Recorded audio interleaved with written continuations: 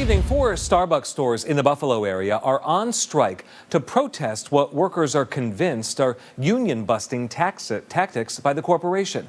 Today at the Elmwood store, musician and activist Billy Bragg performed and joined the union in demanding better treatment for workers. New at 10:30, Fox Buffalo's Emily Gersh takes us there. It's about time we had a new generation of union activists out there, you know? If you were in Elmwood this afternoon, you probably noticed the crowd gathered outside of the Starbucks. Dozens of people gathered to hear music by musician Billy Bragg and stand in solidarity with members of Starbucks Workers United. The Elmwood Avenue store was the first to unionize over a year ago, and since then, more than 250 stores across the U.S. have joined the union. We are seeing people signing on to this movement every single day, in spite of what the company has put us all through. Michelle Eisen has worked at the Elmwood store for 12 years. She says workers at this store and the other unionized stores have been subject to bullying, intimidation, and wrongful terminations by Starbucks for being outspoken about union activity. She says 15 workers have been fired from Buffalo area stores and more than 100 nationwide. This is a right in our country. You shouldn't have to worry that you're going to risk your job and your livelihood to stand up for that right. On Sunday morning and Monday morning, Eisen says mobile alerts were turned on at the Elmwood store, even though the store had been closed on strike since Thursday, causing dozens of people to place and pay for orders, only to arrive and see that the store was closed. She says some of the customers took their frustrations out on union workers who were outside picketing and accused them of causing the situation, although she thinks Starbucks did it on purpose. I think that it was a deliberate tactic to start to weaponize the customer base, which is a really disappointing look for a company who values their customer base a lot. A Starbucks spokesperson says there was a technical issue that has since been restored, and any claims of retaliation are patently false.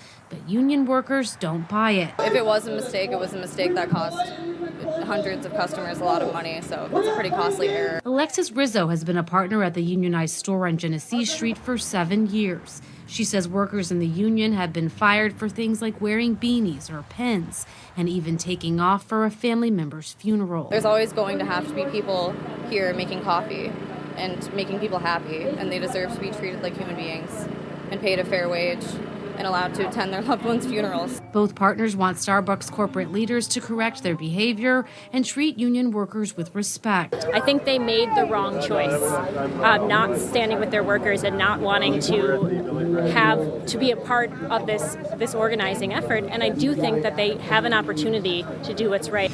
We still don't know why a special Baldwinsville School Board of Education meeting was canceled days after the superintendent was placed on administrative leave. The board announcing that action at an emergency meeting that happened Monday night after Superintendent Jason Thompson's drunk driving arrest last week. Before that arrest, videos like this one surfaced of Jason Thompson crowd surfing through the student section at the homecoming Baldwinsville football game late last week. It was there Baldwinsville Police say students tipped off school leaders at the stadium, saying the superintendent smelled like alcohol. The I-Team's Mary Keeler is in with new details and continuing coverage now. Well, tonight I have the police report detailing what investigators heard and saw the night of that arrest. Meantime, some taxpayers in the district say they shouldn't be footing the bill for the superintendent's salary while he's being investigated. New details from the police report show Baldwinsville Superintendent Jason Thompson gave a student his phone and wallet, asking them to record him crowd surfing at the homecoming football game on Friday night. Then he forgot to take them back. That's according to the high school principal. Baldwinsville Police arresting Thompson after students told school leaders they smelled alcohol on him at the game. He was eventually pulled over after police saw him turning into a district parking lot on East Oneida Street. Police say Thompson told them he'd been drinking beer at home when they got to the station, and when asked how much, Thompson said, quote, too much. This after the report shows Thompson initially saying, quote, I had one beer at a bar in town. Police had him do field sobriety tests when they stopped him in his car. The report detailing he failed to follow a light without moving his head and couldn't walk heel to toe in a straight line without losing balance. They say Thompson stated it was embarrassing. The department and the school district are investigating, but while that happens, Thompson is still getting paid. He makes over $203,000 for this school year. What's your reaction to that? So I feel like it should be unpaid leave because it shouldn't be a taxpayer burden to have to pay for his administrative leave while we're still looking into the facts. Some parents I've spoken to say they want the negative attention this is bringing to go away. Nate Gressick says he's lived in Baldwinsville his whole life. He says he wants people outside this community to know it's still a good place to live. It's a great community, just I don't look at it as one person defining community. It's more about the kids in the community growing up here. It's a great community with not a lot of crime, not a lot of those kind of issues going on. Back to that police report, it indicates that officers were wearing body cameras during Superintendent Thompson's arrest. I have requested that from the department. The next regular board meeting for the school board is Monday night. We'll be keeping an eye on anything that might show up on the agenda related to this situation.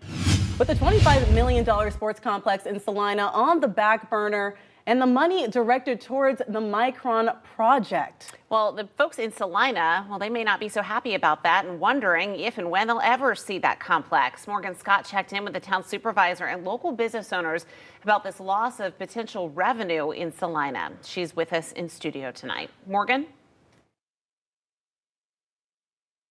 The town of Salina was hopeful that a new sports complex would help bring in traffic, especially because of the changes happening to I-81. Now, the park will stay the way it is for now, and the money is heading to Micron Development. Town Supervisor Nick Perro says the county legislature had two opportunities to finalize the sports complex and didn't. It's hard for me not to say that I'm disappointed that this community is going to be missing out on the sports complex. This was supposed to be a economic driver for Salina, especially since we're going to be losing some business, especially the hotels are going to be losing some business with I-81. Despite his disappointment, Perro says his job is to roll with the punches and continue to look for opportunities to help the town of Salina grow. Over in Route 11, Onondaga County and I have been working together on some big private investment monies going into businesses along that stretch of roadway.